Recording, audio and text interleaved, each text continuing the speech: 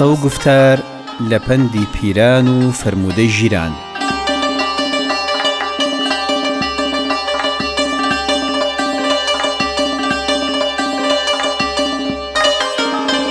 قسە وەک ئاگر بەربوو لە هەر کەس، ئەی پڕوزێنە و ئەی کاتە قەقنەس.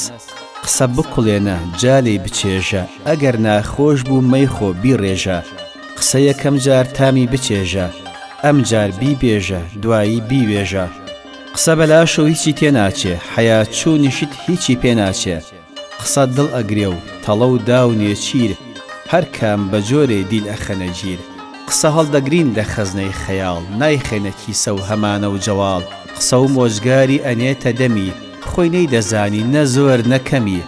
قسە فەقیرە ئەیکا هەموو کەس، ئاسانە و هەموو ئەیکەن بە هەوەس. گەر قسەکردن زێوەری وردن، زێڕی خاڵیسە قسە نەکردن. هەر قسە و باسێ کەوێتە زارێ، تا لات کردەوە بوو بە هەزارێ. ئەم جاتێ دەگەن دانیشتووی شارێ، سەرانسەر وڵات ئەگرێ بەجارێ. قسە گومریکی لەسەر نەنراوە، بۆیە خەریکە بەم ژاوە ژاوە. هەر چۆن بێتە دەر فەرمایش لە زار، ناگەڕێتەوە بۆ جێی هەواڵجار. لە شێت و مناڵ قسە ناگیرێ، چون لایەن نییە ئاوەز و بیرێ. قسە ئەوەندە لە دەم هاتە دەر، ئەدا لە پێوە دنیا سەرانسەر. قسە هەزارە و دوانیان بەکارە، درێژە پێدان گەلێ نابارە. قسەر کاتێ هاتە دەر لە دەم، تەماشای مەکەن بە سووکی و بەکەم. قسە و باسی خۆش شەوچەرەی کۆڕە، باسێ ناخۆشە تاوتاو بیگۆڕە. قسە هاتە ناو لە هەموو شوێنێ، قسە دەردێنێ و مەجیز ئەدوێنێ. جرفان پڕ نابێ بە قسەی خاڵی، زانینی ئەوێ و هەوڵێ لە پاڵی. قسە لە کەش و کاتی خۆی بکرێ، خێرا سەوز ئەبێ و ئەبێ بەربگرێ. قسەیە و قسە ئەبڕێ لە زارێ، قسە بە نۆرە نەگشت بەجارێ.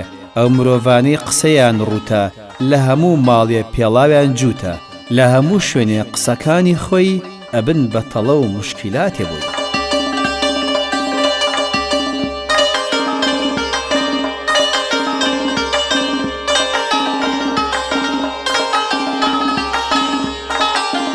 قسە و خەیاڵی دەوری ئاگردان، بێنرخە وەکو فشەی شاگردان.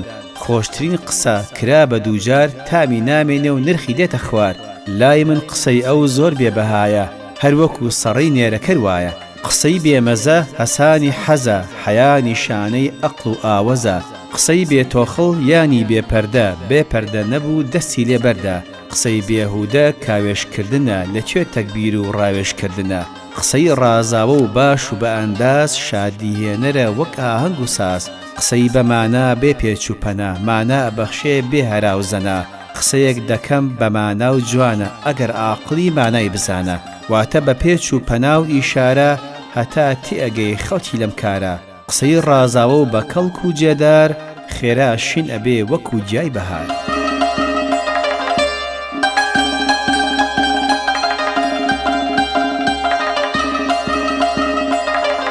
وادە و قسەی پیا وەک سەنەد وایە، پیاوان قسەی خۆ نادەن بەزایە. قسەی حەسایی وەڵامی نییە، جێگەی ئەگەر و بەڵامی نییە.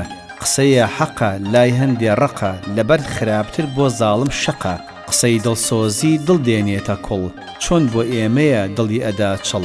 قسەی دیوەخان ئەبرێتە سەربان، وریا بە حەیا و ژینت لە سەربان. چەندە بە نرخە قسەی ساویلکە، بەقەدەر تۆز و چڵکی چاویلکە. بە کەسی ئەڵێن قسەی سوارە، بەهێز و لێزان دەسەڵاتدارە. ئەو ڕاوێژانەی ئەیانکەن بە شەو، ڕۆژ لەبیر ئەچن بێنرخ و برە و. درێژی مەکە ئەو قسە کورتە، سەرمەهێنە ئێش بە ورتە. قسەی هەندێک کەس وەک قوڕی بەهار، بێنرخن بکرێن بە هەزار هەزار. گەر قسەی ڕاستیت ئەوێ بێ خەیاڵ، ببیسە لە شێت یاخو لە مناڵ. قسەی حەق تاڵە ڕاستی دژوارە، هەر کەس بڵێ نە لە ڕاست بێزارە. قسەیەک بکە بۆ دزی بەدخوو، یەکێکیش بۆ خوا ئەڵێم ڕوود چەرموو. قسەیەک بەجێ بکە بەربگرێ، منێ بپێوە ببێ و سەر بگرێ. قسەیەک بکە لە پشتی حەوتێ و، زۆری پێناچی ئەگاتەوە خێو. قسەیەک حەسکەی دنیا بزانێ، بیڵێ بەژن و پاڵپشتێ دانێ.